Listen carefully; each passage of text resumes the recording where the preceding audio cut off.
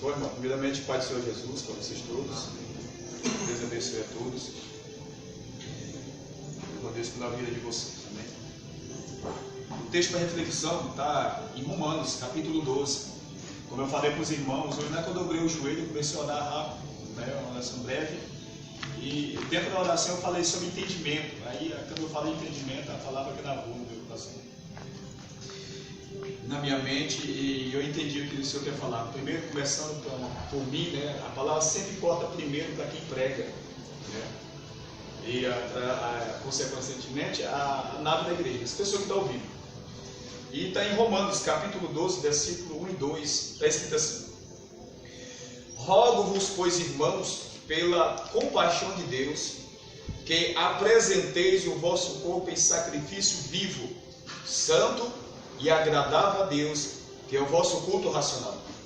Verso 2: e não vos conformei com este mundo, mas transformai-vos pela renovação do vosso entendimento, para que experimenteis qual seja a boa, agradável e perfeita vontade de Deus. Aqui tem vários ensinamentos nesses dois textos. Paulo está dizendo para a igreja, ou seja, o povo que recebeu a mensagem, como vocês estão recebendo aqui, vocês estão aqui porque vocês estão recebendo a mensagem. Já estava havendo um trabalhar de Deus, senão não estaria aqui. Então, se está aqui é porque algo está acontecendo no coração e a pessoa sempre deseja ouvir mais. Então, esse é Deus que está fazendo. Então, está havendo um princípio, um crescimento, uma transformação. Ainda que a pessoa continue fazendo as mesmas práticas, daqui a pouco vocês vão perceber que está diminuindo, ou que está perdendo o sentido daquilo que você gosta tanto de fazer. Você está perdendo o sentido, o desejo daquilo. E vai começar a ver que aquilo é tudo ilusão. Né? Assim é toda aqui a vida daqueles que se converteram. Quando ele diz assim, ó, rogo pela compaixão de Deus que apresentei o vosso corpo em sacrifício vivo. Corpo, sacrifício vivo. O que é vivo? Vivo fisicamente? Não. Vivo espiritualmente e fisicamente. Sacrifício. Cristo, ele foi um sacrifício vivo, agradável a Deus. Por quê? Porque ele teve uma vida dedicada para Deus. Jesus, templo do Espírito Santo, 2,19, Evangelho de João. Ele disse, ó, derribar esse templo, em 3 dias eu edificarei. O judeu enlouqueceu e disse, espera aí, em 46 anos, esse templo foi edificado. E tu está dizendo que em 3 dias tu vai derrubar esse templo e vai edificar ele? Mas o texto está dizendo, mas ele falava do templo do seu corpo. Ele estava falando da sua morte, que ia morrer na sexta-feira, ia ressuscitar no domingo. O templo de carne, que até então era templo de pedra, agora mudou, é um templo de carne. Nós somos o templo, assim como Cristo é o templo de Deus, e é o templo de Deus, nós somos o templo de Deus. E isso para que Deus, por intermédio do seu Espírito, venha fazer habitação na nossa vida. Então, quando ele fala aqui que apresentei o vosso corpo em sacrifício vivo, ele está dizendo uma vida separada para Deus. A pessoa tem entendimento, eu sou casa de Deus, então eu sou consagrado a Deus. Então eu sou santo. O que é ser santo, irmão Marcelo? Ser santo é separado para Deus. Eu fui tirado do mundo por conhecer a verdade. E eu fui colocado à mercê de Deus, a bando de Deus. Eu estou me enquadrando dentro daquilo que Deus estabeleceu para mim. Agora eu sou um santo, ou sou uma santa. Ou seja, separada para Deus. Eu sou um sacrifício vivo. Eu estou vivo espiritual porque recebi Cristo. E eu estou vivo fisicamente. E eu sou um sacrifício agradável a Deus. Por quê? Porque tudo que eu faço é para agradar o Senhor. Tudo que eu faço é para agradar a Deus. Então eu sou separado para Ele. Um culto racional. O que é um culto racional? Racional é o contrário de irracional. O animal é irracional. O ser humano foi criado racional. Ele tem um entendimento do que é certo e do que é errado. Então, ao oferecer um culto a Deus racional, é uma pessoa que o entendimento dela foi aberto. A mente dela, que outra hora estava presa às coisas do mundo, por intermédio de ouvir a mensagem, e a mensagem está no seu coração, ela alcançou na mente de Cristo.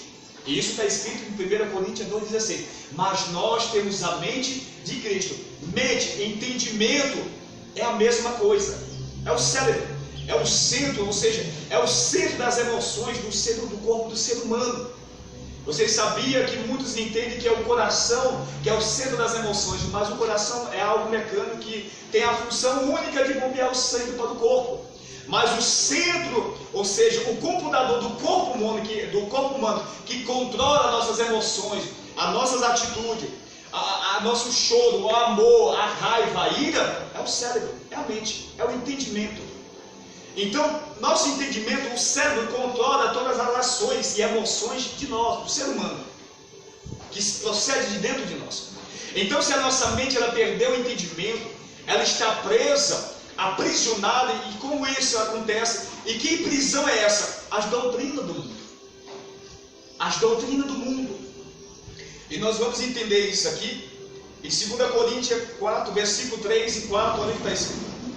2 Coríntios capítulo 4, versículo 3. Mas se ainda o nosso evangelho está encoberto, para os que se perdem está encoberto, nos quais o Deus desse século cegou o entendimento dos incrédulos, para que não lhe resplandeça a luz do evangelho da glória de Cristo, que é a imagem de Deus. Ou seja, se o evangelho está encoberto, para aqueles que se perdem está encoberto. O que é encoberto? A pessoa até ouve, mas ela não entendeu o evangelho. Por isso está encoberto para aquela pessoa. Ela ouve, mas não entende. Por que não entende? Porque ela continua fazendo a mesma coisa. Ou seja, ela continua mentindo, continua se prostituindo, continua bebendo, continua mentindo, continua fazendo tudo aquilo que é contrário à lei de Deus. Então o evangelho está encoberto para aquela pessoa. Às vezes a pessoa está dentro da igreja, todos os cultos, mas está encoberto para ela. O evangelho não resplandeceu na sua mente. Quando isso acontece, a nossa mente é como se tirasse uma capa, ou seja, uma cobertura, e você começa a entender o que Jesus está falando. O Deus desse século, com letra minúscula, que Deus é esse? Ele está se referindo a Satanás, o príncipe das trevas, que tem como propósito enganar o ser humano através de doutrinas. Doutrina esta como a doutrina das drogas, a doutrina da idolatria, a doutrina da bebida, do cigarro. Tudo isso são doutrinas que aprisionam o ser humano. A mente do ser humano está presa. E por causa que tudo isso, todos esses vícios, todos esses prazeres momentâneos traz uma satisfação para a carne, momentânea, a pessoa está ali, ela não consegue sair. Então a sua mente cegou os olhos. Aí você se pergunta, peraí, mas a mente do homem tem olhos, como diz a Bíblia? Não é literalmente ter olhos como esses dois olhos, mas porque a capacidade do ser humano está no seu cérebro.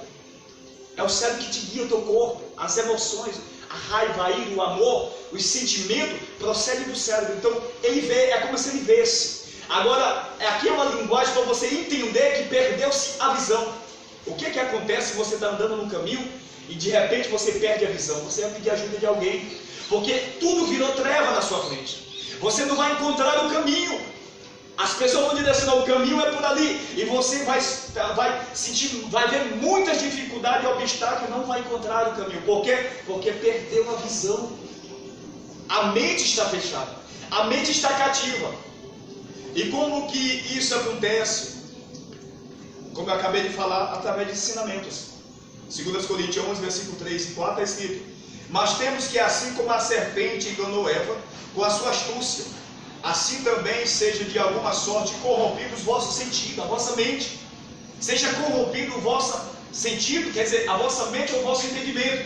Seja corrompido o vosso sentido e se aparte da simplicidade que é em Cristo. Verso 4: porque se alguém for pregar-vos outro Jesus, que nós não temos pregado, ou recebeis outro Espírito que não recebeste, ou outro Evangelho que não abraçaste, por razão de sofrer. O que é o outro Jesus? O que é o outro Espírito? O que é o outro Evangelho? São ensinamentos que levam o nome de Cristo, mas não traz nada de Cristo. E quem é que faz isso? Quem é que está por trás disso? Satanás. Paulo está dizendo, mas eu estou temendo que Satanás, através de pessoas, de ensinamento, corrompa vocês e tire de vocês aquilo que eu já entreguei para vocês. E vocês se apartem da simplicidade. O sentido, a mente é corrompido. A pessoa está no caminho, mas por intermédio de outras doutrinas que está agindo por trás. Satanás com um terreiro de Umbanda, candomblé, mesa branca. Por que mesa branca? Porque o branco fala de pureza. E dentro das escrituras sagradas, a pureza refere a Cristo, aos seus santos. Mas só que tem no Apocalipse capítulo 6, no primeiro selo que se abre, está um cavalo branco. Aquele cavalo é o espírito do anticristo. E por que branco? Porque Satanás é um espírito. E preste bem atenção que eu vou falar para vocês. Jamais vocês vão ver Satanás se manifestando na frente de vocês com um chifre, ou como homem, porque ele não tem prazer em se revelar. O prazer dele é enganar, e naquele grande dia, o final, ceifar da sua vida. Então, como ele vai aparecer e vai se manifestar na humanidade? Através de pessoas, através de ensinamentos, através dos vícios, como já foi falado. Então, por trás de tudo isso que leva o homem para longe de Deus, quem está agindo? Satanás. Atrás de um evangelho que leva o nome de Cristo, mas no evangelho de Cristo que ele acabou de ler aqui, está pregando um evangelho. Está escrito aqui, eu acabei de ler para você. Um outro evangelho. Não o evangelho, um outro evangelho. O outro Jesus, o outro Espírito. E o que é isso? São ensinamentos que traz o nome de Jesus. São ensinamentos que a pessoa está dizendo: Jesus salva, Jesus liberta, Jesus te dá, tu dá para Jesus e Jesus te dá. Ele está falando o nome de Jesus, mas por trás quem é que está falando? Satanás. Assim a mesma coisa que ele é o servo fiel. Quem está falando nos lábios dele? Jesus. Quem está falando nos lábios do falso profeta? Satanás. E a Bíblia diz em 24, Mateus, ele, se possível, enganaria até os escolhidos por operar tantos sinais e maravilha. Você olha assim e diz: aquilo é Deus. E não é. Então, transformar a mente, para que nós venhamos contemplar o que Deus tem para nós. Transformar é algo que é restaurado. Por que tem que transformar? Porque a nossa mente, a mente do velho homem, está presa às coisas do mundo. E nada do o que tem no mundo que Deus quer é o homem. Deus ama o pecador, mas ele aborrece, ele odeia o pecado. Há alegria no céu quando o pecador se arrepende e entrega a vida para Jesus. É o único momento que há alegria diante de Deus. Pelos anjos, eles gritam e glorificam. Por quê? Aconteceu algo na terra. O que foi? O fulano se arrependeu. Ciclano entregou a vida para Jesus. Então há alegria tremenda no céu. Esse é o momento que a Bíblia declara que há alegria no céu, quando um pecador se arrepende. Por quê? Porque esse foi o propósito pelo qual Cristo morreu. Para o povo se arrepender e entrar no reino de Deus. Então nesta manhã, irmão, vamos observar se nós estamos oferecendo, se nós temos sido um culto para Deus. Será que a nossa vida, as nossas atitudes têm sido um culto para Deus? Será que nós temos agido com a razão ou sem a razão? Será que nós temos agido diante de as nossas atitudes têm sido atitude de pessoas que têm entendimento, de pessoa racional e de pessoa irracional? Será que o nosso corpo tem sido santo, tem sido aprazível a Deus, para que nós possamos contemplar outras coisas melhores e coisas grandes que Deus tem para revelar para a gente? Isso começando por mim até vocês. A nossa mente tem que ser transformada. Nós temos que agir com a razão e não irracionalmente, como um animal. E quando que a gente faz isso? Quando a gente entrega aos deleites da vida. Quando nós dizemos: vamos aproveitar o mundo, vamos aproveitar tudo que o mundo oferece. Isso é viver sem razão. Isso é viver irracionalmente, como um animal. E a Bíblia declara isso em 1 Coríntios. Nós trouxemos a imagem de Adão, assim também quando estamos em Cristo, trazemos a imagem de Cristo. Esse corpo animal, ele tem que morrer e ressuscitar um corpo espiritual. Por que corpo animal? Porque é um corpo que age irracionalmente, por causa do pecado que domina o ser humano. Agora, se a mente não se abrir, vai cumprir isso em 1 Coríntios 2,16. Mas nós temos a mente de Cristo. Isso só acontece pela doutrina do Senhor, ministrada no coração do homem pelo Espírito Santo. O Espírito Santo é professor. Assim como você foi para a primeira vez para a sua escola sem saber nada, e hoje você sabe ler e escrever. Quem que estava lá escrevendo na louça? Um professor. Você sabia fazer alguma coisa? Não. Hoje você sabe ler? Quem ensinou você? O professor. O Espírito Santo é professor. Ele escreve na tábua do coração do homem quando o homem abre o coração. E ele coloca as leis de Deus dentro do nosso coração. Colocando as leis de Deus dentro do nosso coração, nós passamos a viver como Deus quer que vivemos. Porque passamos a fazer aquilo que Ele quer que nós façamos. Por quê? Porque nós fomos criados à imagem e semelhança de Deus. Então nós passamos a viver e a oferecer um culto a Deus. A minha vida é um culto a Deus. Todos os dias, toda hora, as minhas atitudes tem que ser louvável a Deus. É um culto a Deus. O meu falar é um louvar a Deus. É um culto a Deus. As minhas vestes, as minhas atitudes tem que ser isso para Deus. Porque eu sou casa de Deus, eu sou templo de Deus. A minha vida, o meu corpo, meus membros, tudo pertence a Ele. Então, se pertence a Ele, eu tenho que entregar a Ele. E do jeito que Ele quer, não do jeito que eu acho que eu tenho que fazer. Ou do jeito que eu penso. Nós temos que se enquadrar dentro dos padrões de Deus. E não os padrões de Deus se enquadrar dentro dos padrões do mundo. O mundo tem que sair do mundo e se enquadrar dentro daquilo que Deus quer. Se assim almejarmos a salvação eterna. Amém? Vamos orar. Em nome de Jesus. Você diga, fica filmando. Quem entendeu, diga amém. Ora, irmãos, não tenha medo de orar. O inimigo coloca o medo. Orar é falar com Deus. Aos poucos vocês vão orando, aos poucos vocês vão falando. Senhor, ajuda, Senhor, me socorre, Senhor, visita o meu lar. É falar com Deus. Não é algo mecânico. Você não precisa ter medo. O diabo coloca isso e tira o tempo de vocês. E tira o nosso tempo. Então, vamos falar com Deus. Amém? Soberano e eterno Deus e eterno Pai, neste momento te louvamos, te agradecemos por esta poderosa palavra. É a tua palavra, a palavra da vida que se move no coração do homem. Soberano e eterno Deus, em nome de Jesus Cristo, nesta manhã o Senhor vem perdoar nossos pecados e iniquidades, Senhor. O Senhor vem estender as tuas mãos pela tua graça e misericórdia. Em nome de Jesus Cristo, meu Deus, louvado e engrandecido seja o teu nome. Ó Deus soberano, ó Pai eterno, nesta hora apresenta a vida do Herbert nas tuas mãos. Trabalha de uma maneira especial, rompe toda a fortaleza, quebra os obstáculos, meu Deus, abre o entendimento do teu filho. Vai levantando sobre a terra, Senhor, vai abrindo porta onde não tem porta, na vida espiritual dele. Senhor, entra com vitória. Repreenda, Senhor, meu Pai, todo espírito dos bichos que tem assolado a vida dele, destruída, afastada cada dia mais da tua presença. Ó Deus, só o Senhor pode libertar, oh glória a Deus, aleluia, Pai. Só o Senhor pode mudar a história. Deus levanta, liberta, porque poderoso é o Senhor. Tira a angústia, Senhor. O Senhor sabe deitar ou levantar. O desejo de voltar para a casa do Pai lá na força. Os demônios têm assolado, os demônios têm lutado, mas o Senhor, meu Deus, é Deus que opera. Nesta hora eu neutralizo a força do valente, eu neutralizo a força do cabeça que tem operado na vida dele. Agora, em nome de Jesus Cristo, o cabeça, Senhor, que tem atuado na vida deste varão, seja, meu Pai, neutralizado, eu aniquilo agora. Deus, em nome do Senhor, enfraqueça as forças do cabeça em nome de Jesus. E vê, meu Pai, ser amarrado e lançado nas profundezas do abismo.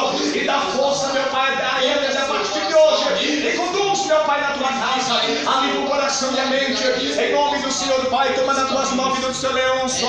Trabalha na vida dele como o Senhor está trabalhando. A cada dia mais forte, Senhor. O teu Espírito que convence o homem do pecado e da injustiça. O teu Espírito, Senhor, que leva o homem para a salvação. Em nome do Senhor, toda barreira, o peso, o jugo, a dor de cabeça. Ó Senhor, meu Pai, vai libertando de todo vício. Deus, entra, meu Deus, com vitória na vida dele, no lar, na casa, na vida da esposa. Visita o lar e o Senhor da vitória. Deus, em nome do Senhor, toda reparação cai por terra. Repreenda toda obra maligna. Senhor, opera o sobrenatural. Entra com libertação, visita o lar dele agora. Deus, dá livramento. Tira o peso, repreenda a enfermidade. Coloca o desejo no coração de orar e buscar a tua face. Toma nas mãos do Senhor a vida do Michael, Senhor. Trabalha na vida do Michael, Pai, grandemente. Em nome do Senhor, vai arrancando agora todo o desejo do coração dos bichos.